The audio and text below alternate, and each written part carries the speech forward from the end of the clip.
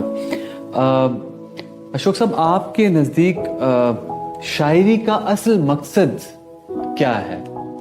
یعنی جذبات کا اظہار ہے, سماجی خدمت ہے, یا ذاتی سکون ہے, یا پھر یہ تینوں ہے؟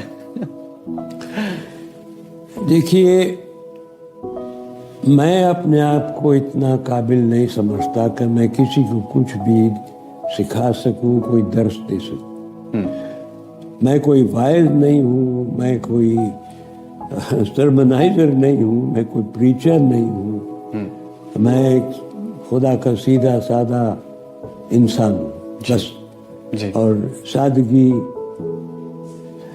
جتنی بھی شان و شوکت تھی لاہور میں, امی نے ہمیں اس سے زیادہ سادگی سے پیدا کیا, سادگی کا مطلب سکھلایا, یعنی جینے کا مطلب سکھلایا.